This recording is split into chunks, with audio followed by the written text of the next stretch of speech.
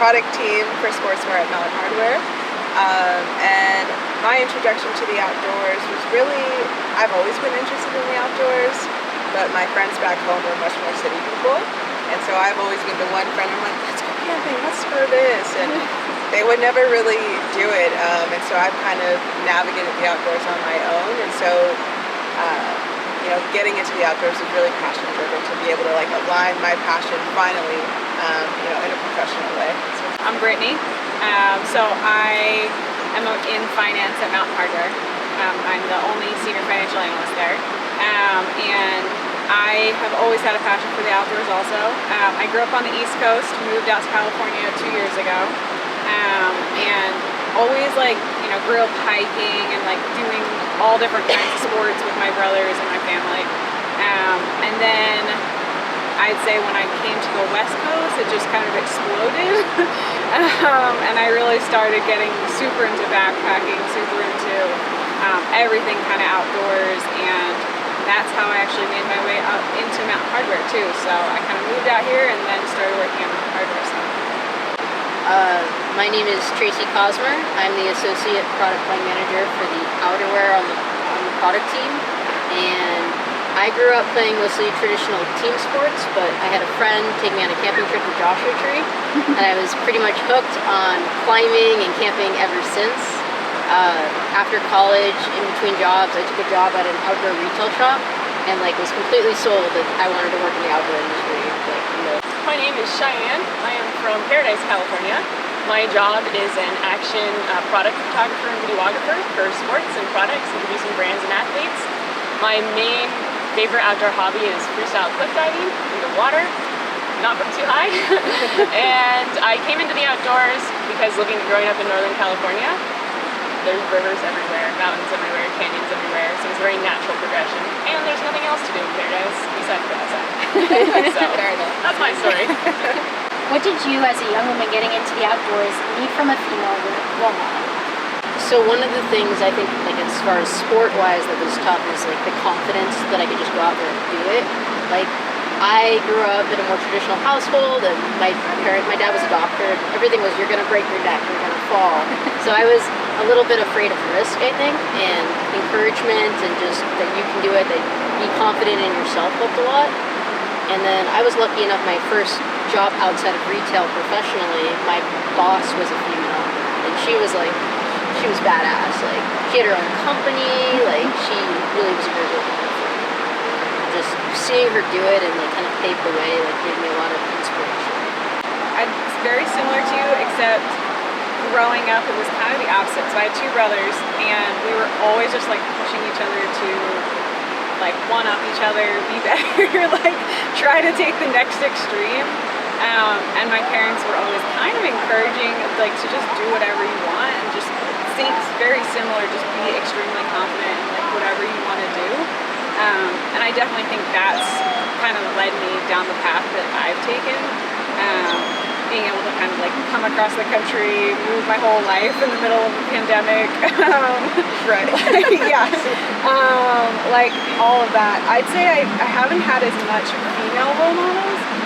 I've definitely had a lot more male role models. I worked in finance at a finance firm prior to coming to Mountain Hardwear, so I'd say I worked in a very male-dominated field, very male-dominated interests, and I think the one thing I've been part of several women's leadership initiatives and groups since starting my career at my prior company and now. And that's one thing that I want to make sure that I continue to show people that I can be there for them. And that's one of the reasons I wanted to come on this and talk with you guys, because I think it's important for other women to know that there are women out there doing it and we can be their role models, because there's not as many of us that I think our generation is more getting out there, but I wouldn't say prior generations there was as many women doing things. So I went to grad school and my program was for product management, and it was rooted in sport and outdoor. And so I initially went to the program thinking I would do sport, but kind of to your point of moving to the West Coast, it just opens you up to outdoors that we don't have on the East Coast, like specifically in the Totally. Northeast. It's totally different and it's amazing. And so it opened me up to even working in the outdoor as a possibility and what that might look like.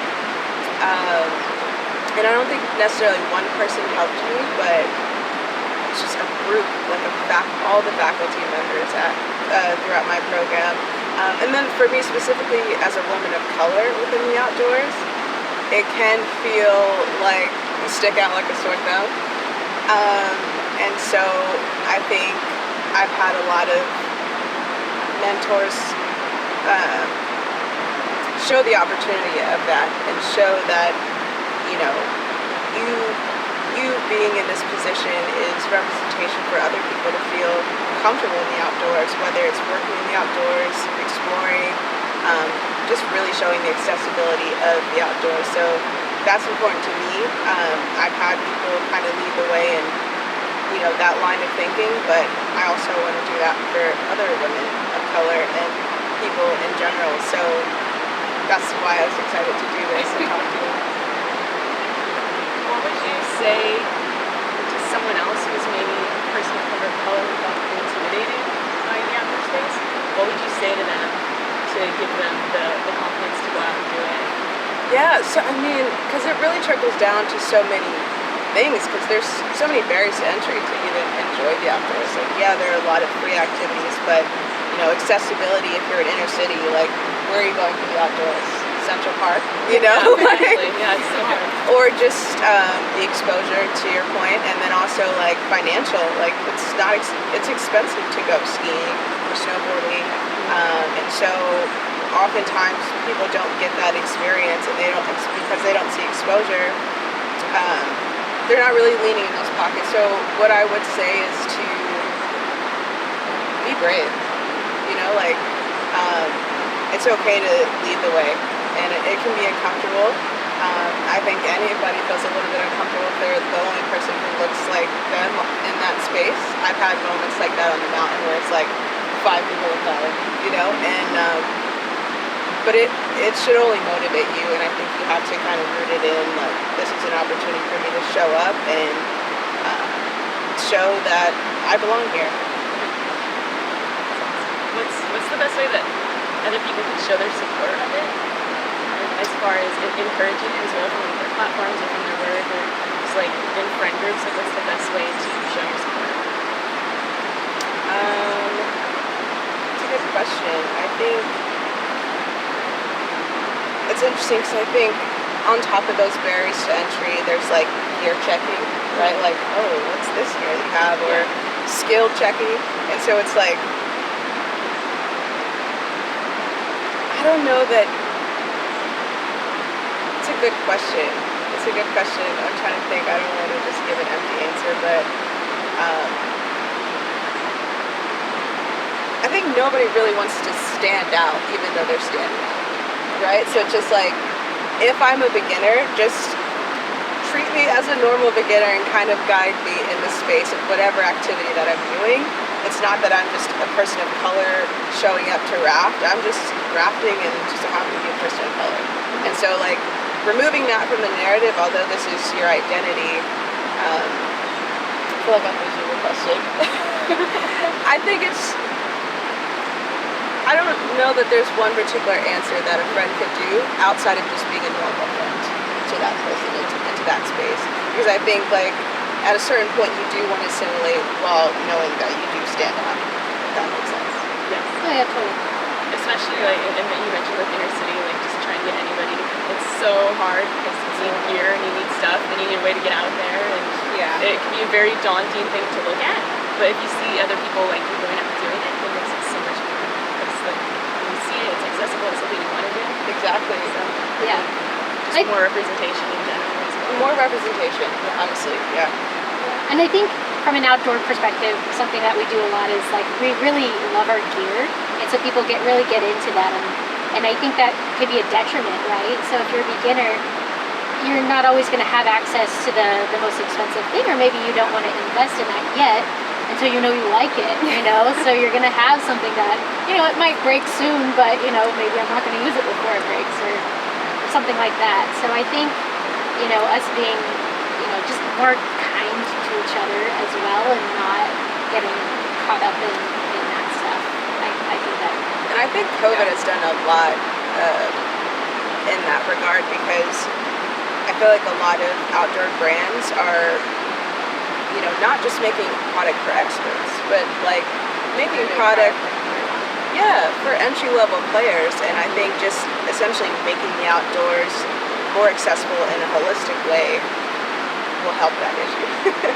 I think bloggers and stuff do a good job too. Like, I'm very surprised with the amount of like different people that I follow that they're like, you don't need the best gear. Like, here's the basics. Like, you can just get them in your kitchen, and like you can take that backpack, and like it might not be the titanium spoon, but like you can use your kitchen spoon. Like, you can use anything. So I think it's key to not feel like don't try to select yourself out. Just like put yourself out there and get ready and kind of go do it. That's so true about not needing the best gear. Yeah. Like, growing up, we were thrift shop everything. And like, I remember my first stove, Mom's like, you don't need to buy a stove. All you have to do is you take some cardboard and roll it up in a tin can, melt a candle over the top, and you can light that, and it's just as good as anything else. Because I'd be out there with my rolled up cardboard. I didn't think anything of it. So I think people are getting really carried away with stuff having to be the best. And even there's more rental sites I see online. So more and more. Yeah. Rent everything. I saw somebody renting out stuff for ice climbing the other day. Oh, like, wow. I guess I wouldn't want to buy ice climbing stuff when I went. I don't like to be cold. I don't even know if I'd like it.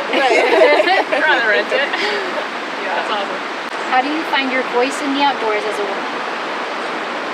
I think a good first step is to always speak up. Like, don't feel like you can't speak up, or you represent a really sometimes unique perspective in a room full of what can be only men. So just speak up. Your opinion matters. Like, your ideas matter. Your voice matters. I think that's a good start. Just reminding myself that I don't have to be an expert to consider myself an outdoorsy person. I think claiming that you're outdoorsy can feel, sometimes it can have a little bit of imposter syndrome associated with it, especially if there are more hardcore people around you. But just remembering that it's okay to have your own lane within the outdoors, and really have your own personal voice, and then have that be reflected in how you show up in the outdoors, and being comfortable with that has really helped me, and is helping me kind of shape how I show up in this space. Yeah, I think that's a great start, and I'd say, like, to build on that, the way it kind of influences the rest of your life, like, I think that the more that you can get out and like show people that there's more to life than just work, for instance, like, people do hinge on that, and I think it's changing a lot of our society. I think that it's changed. Like, look at what COVID has done to get people outside, and look at how much it's changing hiring and what people want, and the amount of flexibility that they want within their work and in their lives. I think that that's massively important, and I think a lot of that came from the fact that people started realizing that there's more to life than just going to work. So, showing up to spots that you don't oftentimes see a lot of other girl videographers and photographers. So I'm stoked when I met Kailee, and it's really exciting because it feels like, I guess you could be like, this is my thing in the outdoors, this is what I do, and then I share the stories with other women through my films and my videos, whether it's females in cliff jumping or kayaking or diving or whatever it is. That's how I like to represent myself and my fellow female friends, through film, media, content, and just sharing all the rad things out there, stuff that we do. So how does finding your voice in the outdoors translate to other parts of your life? It goes back to the whole thing is, I think, like you mentioned imposter syndrome, that was like one of the first things on my mind, is there's a confidence, I think, in speaking up and being heard and realizing what you have to say is valid. Like, you belong in that space just as much as everyone else in that room, and that you've earned your job, and you've earned the right to call yourself outdoorsy just by loving the outdoors. There's no pre-qualifications.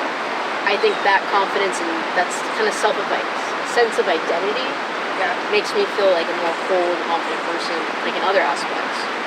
Like, to know that to feel valid in like what I represent, either professionally or personally, and feel good about that, definitely translates in just to how I am as a person. Yeah, I think she nailed it. It's just about feeling comfortable in your own skin at first, and I think in the outdoors you're more open to being adventurous and taking a risk and jumping into wherever you had us go. Like that, I think pushing past those fears and like big moments, being able to do that translates into all facets of your life. So yeah, it's just about showing up authentically, like Traci said. I think the more you try different outdoors things, the more it gives you the confidence to like do and try other things in your life also. Like, I've definitely felt that since coming out here. Like I had never camped until I was like in my mid-20s. Like that was my first time ever camping, and now I'm like so hooked. I love backpacking. Like it's like I do it every weekend I can. But like I think the more you instill that into your life, the more you're willing to try new things too. I was just gonna add, like, I wouldn't consider myself like an adrenaline junkie at all. I don't even like roller coasters. And I always like to tell people when they ask me, like, oh, but you rock climb even though you're afraid of heights or whatever, is that I've always been kind of like addicted to the idea of pushing your comfort zone. Less than I am an adrenaline junkie, and that can be that's different for everyone. So whether you're going out on your first hike, your first camping trip, backpacking, scaling a big wall, whatever it is, like there's something really that makes you feel really good about just pushing that comfort zone and taking that risk and like coming out on the other side. I rarely say no to activities, but in my mind I'm like freaking out. I'm like probably coming off so calm, but I'm freaking out. But it's just like when you do it, it's just an amazing feeling. Do you feel that a lot of times we don't want to step out of our comfort zone because we feel like we might be a target for people, as far as like being an imposter, you mentioned imposter syndrome? Do you think that keeps us from exploring? Yeah, maybe like projecting your insecurities on other people and thinking that it's like super highlighted for them, like, oh, look at this novice over here, like she doesn't know what she's doing. So I guess like nobody ever wants to be seen in that light, but I think the more you grow in your skin, to Traci's point, to all of us, to all of our points, it's just you don't care about that. And I think the goal is to get to that point of being okay being a beginner, because a beginner's never good at what they're beginning. Like if it's something new, and you have to be okay being uncomfortable. I love the outdoors as well, because you're gonna have like failures regularly, and it's okay to have those, and it's actually important to have those for that. It's interesting because I feel like I'm always so nervous someone's going to judge me for sucking at something. But then at the same time, I don't think I've ever really judged anyone for sucking. I'd be like, oh wow, they tried it. Like, oh, maybe I should try it. Yeah, exactly. So it's ironic that the things that hold me back the most, nobody else is thinking about. I read an article once, I don't remember the article, but it was like someone was interviewing Alex Honnold, and he was doing something that was like we would all consider super hardcore. And he was saying that what I'm doing is not hardcore. What's hardcore is like that person going on, like that old woman who's never been on a hike before, who's going up her very first hike. Like, if you think about it, it's true. Like the professionals, not that they're not badass or hardcore, but like they know what they're doing. They don't look at themselves like that. It's the beginner that's really taking that risk. That's like almost more hardcore than like the experienced rock climber doing a routine rock climb. I think the outdoors also teaches you a ton. Like I would say that I'm a little bit more, I could be a little bit more risk taker, and like I'm willing to like push the limits of things, but I think one of the things I've learned going outdoors is like you learn your limits also. Like I've gotten in sticky situations where I'm like, okay, I think we, should maybe head back, or like maybe this is not such a good situation. And like it prepares you for that, I think, in the real world also, making sure that like, you know what, not everything's gonna go perfect. You're not always gonna get to the top of the mountain or the end of the trail that you wanted to, but like, you know what, you enjoyed the hike while you were out there, you enjoyed the climb while you were there, so like that's the point that you need to just make sure that in the rest of your life, I think that you're taking that with you. So, a reoccurring theme in my chats with women has been the idea that women value emotional intelligence rather than just physical prowess. In your opinion, what is it about valuing emotional intelligence that is so critical to women's success in the outdoors? I wouldn't say that men don't also make these decisions when they're on the trail or whatnot in the outdoors. But it definitely sometimes, as a woman when I'm out there, it's like I'm not always going to like push the limits because I know that like there's other factors at risk, right? So it's like making sure that you're like checking in on yourself and like the rest of your group and making sure that you're not pushing anyone too hard, and you're just enjoying where you're at and what you're doing. I think that definitely is like a key factor for sure. I think it can be a benefit in the outdoors, but like in everywhere, right? Like emotional intelligence is a super important. Like it's a skill that you can use as far as like negotiating and working with others that helps really well. I think it can be a safety factor in the outdoors, right? It's a little less ego focus, a little bit more like a little bit more like holistic. Yeah, community, like thinking about how you are, like emotional. When you're on a trail, like your legs can probably keep going, but a lot of it comes down to your emotions, right? And I think understanding your mental state, those around you, like, can be really helpful in, as far as pushing your limits, right? Knowing where your limits are and just enjoying the time all together. Yeah, I think they nailed it. I think like I know specifically sometimes if I'm skiing and I'm like, wait, this mod is I wasn't prepared for this, and like my friend will stop with me and we'll chat, and I think it's about like knowing when you need to step in and be a friend and be a mentor in that space, especially if you are maybe the more skilled person, or just lending a hand where you can, but also just that community building and building relationships to have that comfort level, so that when you get in those tougher like times, you can lean on each other. I don't know. I think emotional intelligence is just important always, and so yeah.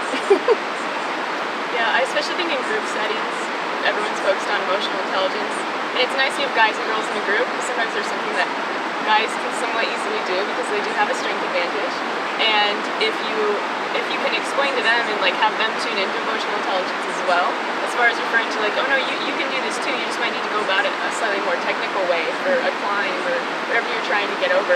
So I think it's highly valued in group settings. We have guys and girls working together. You've got kind of the best of both worlds going on. But it's really important for people who can just physically do something to still be able to step back and emotionally and kind of explain to me like, no, you've got this.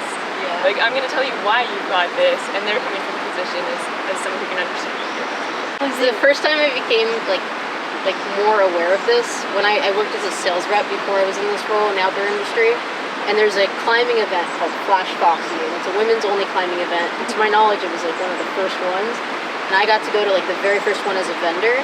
And there's this vendor game we play in Vendor Village, and I did it all, like the Kraken Classic, all the ones that are mostly guys. I didn't even realize how much it was mostly guys until I went to Flash Foxy. And they would there'd be 2 ropes, and they would race to do the butterfly flip. So when the men would do it, they would like pound beers beforehand, and they would get like super into it. They'd take their shirts off. It was like this big thing. And I put the ropes out at Flash Foxy, and like a group of women would come up, and one girl would be like, I do it, okay. But she needed like a partner to do it with her, and like she couldn't find anyone because a lot of the women didn't know how to do it. And like with no instruction, a circle of women formed around these ropes, and they were teaching each other how to do the butterfly coil. I swear I could have cried. It was so sweet. Like, it was like such a different vibe. I was like, this would have never happened at Kraken Class. Yeah, it's a totally learning experience. Yeah, it was super cool. No, I think we should. That's really cool. I wish we had ropes because I kind of want you to show me. Yeah, right. It went from like this kind of like intimidating, fun like game to like a beautiful like learning opportunity and bonding. How do we address behavior that is disingenuous and disempowering? My rule of thumb is lead with empathy, but be direct. One phrase that can be a little bit, I don't want to say like triggering, but I don't love hearing, that sometimes I've heard women say about, is that I don't really like to hang out with other girls, or I don't usually climb with girls or women or whatever, and like looping it in a bucket of like I don't know. I just think it's a bad stereotype. Like, I don't want to be around other women. It kind of gives the whole culture kind of a negative vibe. You know, you don't have to only climb with women. You can climb with men and women or have a preference, but just the statement out loud, I think, is a little bit, would you say, disempowering? I mean, if someone is disingenuous or disempowering me, I try to shut it down pretty fast.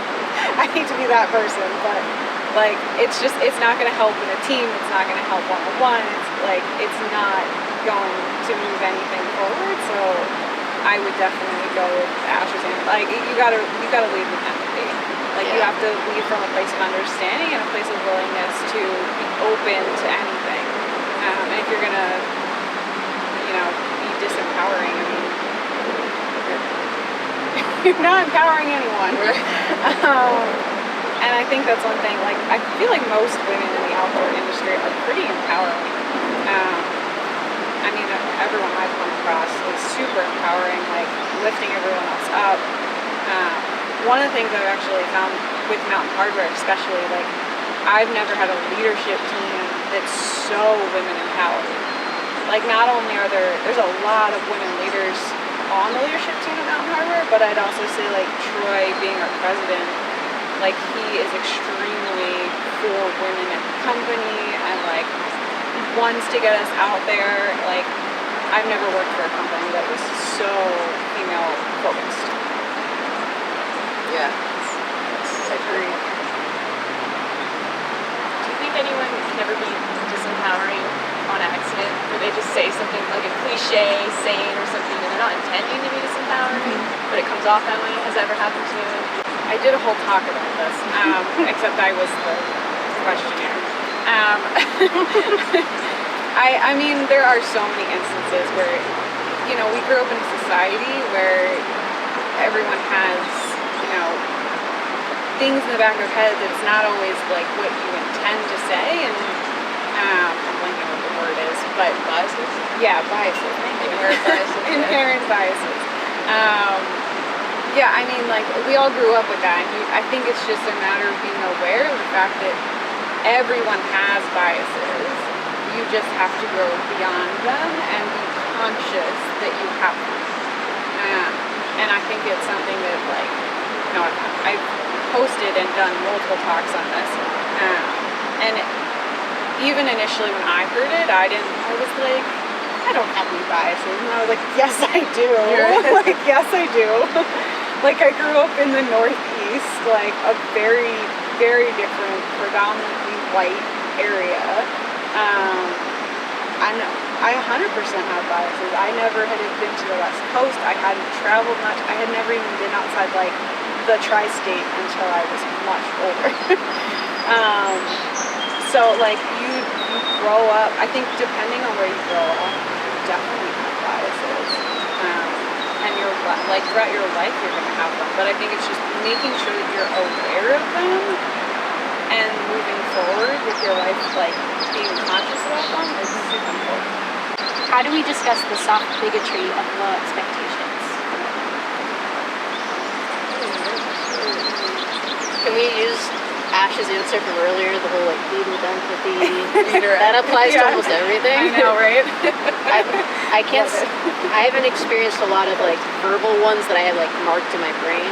But something that did happen to me a little bit was, like, the assumption thing with action more, like not being invited to do certain things because they just assumed I wouldn't be interested.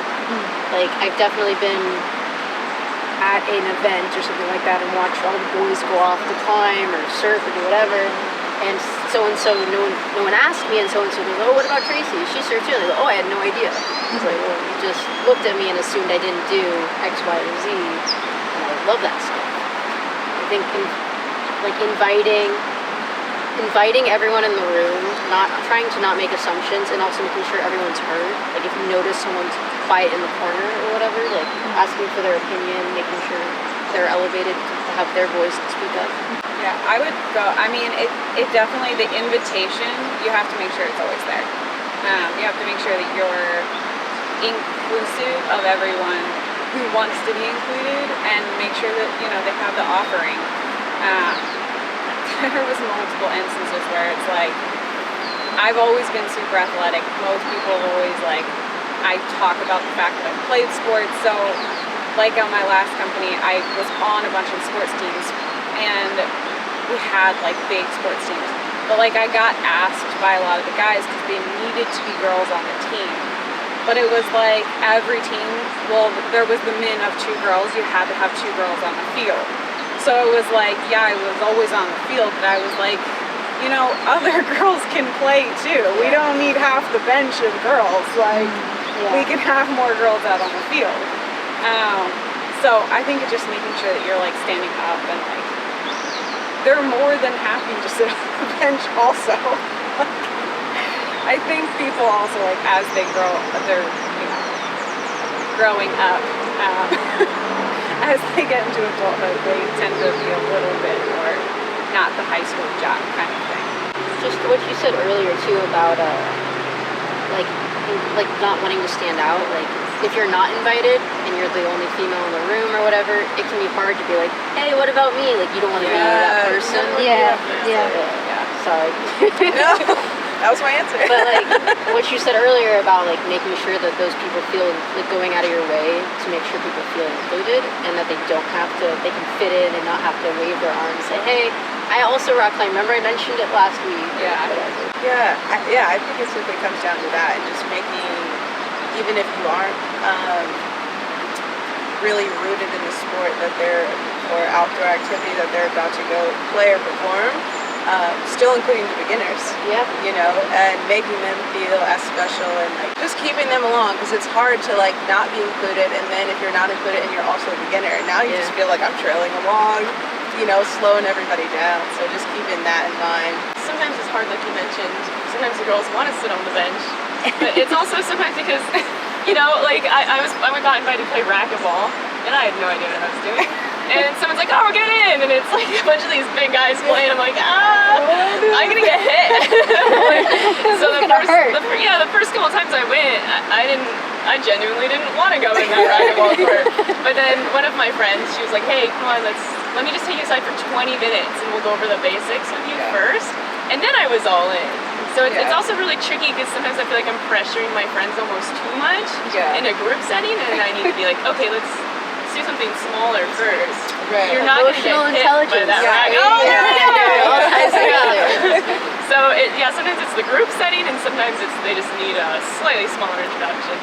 Yeah. You never want to also peer pressure someone into doing something. Right. I did get hit by a racquetball, but it wasn't as bad as I thought it was going to be.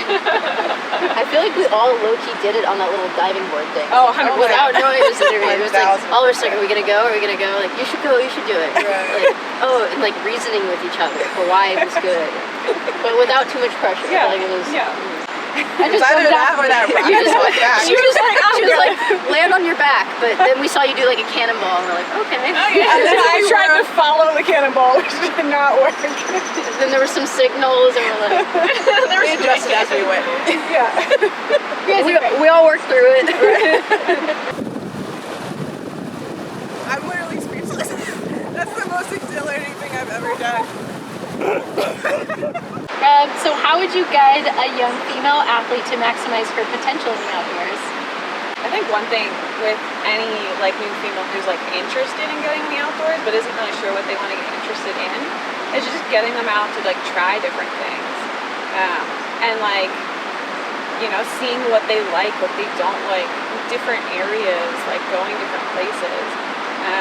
I think that's one of the things that's really important and helpful, to like try different things. I've never gone climbing really like outside, so like I have no idea whether I would like it or not. But like that's one of the things, like the more things you try, the more you can kind of like figure out what you like. And you can find your group within that too. Like what things do you enjoy or not enjoy doing. Like for me, when I first moved out here to the West Coast, like I trained dogs. I don't think I mentioned that. But I'm a dog trainer, and like I found my like group of dog training girlfriends. Like we all train our dogs together and like take them out. Like we take them out to go on the water and like go on hikes together and stuff. But like I think finding your group is super important. It makes you feel so connected to like a place and a group, and it's really important to have that. Yeah, 1000% on the group thing. I think especially if you're moving to a new place and specifically California, and you're like, oh, I really want to engage with the outdoors here, but I don't have anybody here. Joining meetup groups, using your resources, just finding ways to engage in a way that makes you feel comfortable so that you can be more consistent in wanting to explore. If you have a few bad experiences at first, maybe you're less likely to continue. Maybe you're like, oh, this isn't for me, but finding your group is crucial. How do you think we should be elevating women in outdoor sports? I think, like we mentioned earlier, representation is absolutely huge. Like showing them in their element, in their sport, like in an authentic, genuine way, is huge. Not just like a product placement. Like, oh look, here's a female thing we made. They should be doing the sport. Like, I had a complaint a long time ago that a surf brand that I really liked, that was a women's surf brand, had a new female athlete on their team, and they had a little video promo for it. And the video promo showed her like getting ready in the morning to go out. It didn't show her on a single wave, and they had a lot of backlash for it. And as a female, I was just kind of like, oh my god, like this, we need to do better than this. This is like, this is bad. So representation, like authenticity in their sport, I think is really important. Yeah, I was going to say authentic exposure because I think the intention behind displaying the athlete is super important. Like, especially if is this just a token athlete that you're showing, or is this someone that you actually support and you want to give real exposure to? So, authentic exposure. Lock in that. I think it's just making sure that we're getting them out there, like we've said, in other questions, making sure that they're feeling included, and making sure that we're getting everyone out there, giving like equal opportunity to the outdoors. Because it starts from when you're young, and like we've been talking about, like everyone comes from different backgrounds, so if everyone has the opportunity to at least try it, you don't know what you could get in the future with outdoors. Can I tag on to that with equal pay, equal opportunity, Yes. equal like sponsorship treatment? Yeah. I want to tag on to the sponsorships because oftentimes you see like crazy, like even going to the real like extreme end of sports, oftentimes there's not very many women in those sections and they're not representing those sports, and it's also because they're not getting, I feel like brands should be targeting women in extreme like mountain biking and like now I feel like I've seen it more recently in kayaking, and that's been really cool. Like Noria Newman, she's been getting more and more sponsorships, but I feel like women are oftentimes left out of the real big sponsorship pool, and that's just like an endless like negative feedback loop on, then girls don't see other girls doing it, and like, oh, there must be a reason, and then they don't get into it, and they're like, oh, well, she didn't continue with it. So I would like to see more like big sponsorships, and like even maybe places where it's easier for women to find those sponsorships. Just maybe with managers, like maybe it's managers for women for brands. Maybe that's something that maybe And to kind of exactly, and kind of to your point with the exposure, like mentorship within that, because mentoring someone to be an expert within a sport, I think not only expert athletes should be sponsored, right? I feel like there could be phases within that sponsorship, and maybe there are, but I don't see that often. So I think nurturing the entire process of somebody playing a sport just like helps other people, other beginners want to maybe try that too. It's kind of a bonus question, but we're already there. What are your thoughts on the amount of media bandwidth that companies are allocating to female athletes? I was gonna say, we just had a whole talk, like even with Mountain Hardwear, like we need more female sponsored athletes. There's a lot of people that at the company have talked about that. And we have a lot of males in a lot of different fields, but we're trying to push for more females. We just don't have enough. Not equal representation in that field. Would you say you don't have enough because I feel like you're still probably reaching out to people, or is there not enough people to reach out to? What do you think the ratio is there? I think it's the fact that we've had a lot of our, like the people that are sponsored, a lot of them have been sponsored for a while from us. So it's just like making sure, and it's also making sure that it's the right person for the brand. And Mountain Hardwear historically has definitely been a more male-focused brand. So as we shift gears towards that more female focus, it's like we need to start drawing in more female athletes and ambassadors that are willing to like jump on the brand. We're definitely, look at our logo, it's definitely a little bit more male. But we're trying to, a lot of our gear now is a lot more female focused, a lot more feminine feel and look to it. Like, I think that's a lot different than what we've had in the past. It's up and coming. It's building into it. Yes, It's awesome. yes, It's taking the right steps. for sure. I think the industry as a whole is headed in like as far as media exposure, like they have full film festivals of extreme sports that are just dedicated to women. Yeah. No Man Men's Film Yeah. Festival, and there's, I mentioned Flash Foxy earlier, and I'm just more familiar with the climbing community, but I'm sure it's like that across the board with a lot of the outdoor sports, that it's moving in that direction. I think what you're saying, opening doors for potential new sponsorships, mentorships, all of that is like really helpful.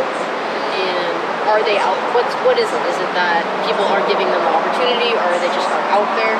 I think it's a little bit of both, right? I think that the ones that are out there, it's that much more important that we give them exposure, because it's only going to lead to more. And then authenticity is huge, just making sure that they're not, you don't just throw them on your roster like, oh look, we have a female athlete. Yeah. It's just the intention behind them and the power and the story you're telling with them Exactly. is like almost more important than being on your roster. Yeah. Like, it's better to have one female athlete that you like put a lot behind and tell their story than to Yeah. just sprinkle in whoever. And that it's authentic to the brand. It's not just like, oh, well, we have female athletes and ambassadors. Yeah. It's got to be the right fit. I think the one thing I was gonna say earlier is like not to try to look at yourself. I don't know. I've always tried to look at myself as not like. There's so many ways that you can picture yourself with other people, right? So you can picture yourself as the only woman in a group of all men, or you can picture yourself as the beginner with the group of beginners, or you can picture yourself as someone who's a little bit more experienced. I think that was something that I learned from working with a lot of men. Like, I think sometimes they always thought I was always just thinking, well, I'm the only woman in the room. But in reality, I was like, well, no, I'm one of the analysts in the group. And I never really thought about it as, well, I'm the only woman in the room. I was. It wasn't like I didn't notice it. But I never really tried to put myself in that, like, isolated bucket. I tried to think of myself as the group of analysts, and there's managers or something, something different than always trying to isolate yourself. I think if you try really hard to push yourself and put yourself into a group, you'll realize there's more similarities there than you think. Do you think people prefer to be thought of as an individual and then you have your likes and your dislikes and your bitches? Yeah. You can, but like, I think it's sometimes helpful to just feel that similarity with other people and to try to put yourself in that bucket rather than try to isolate.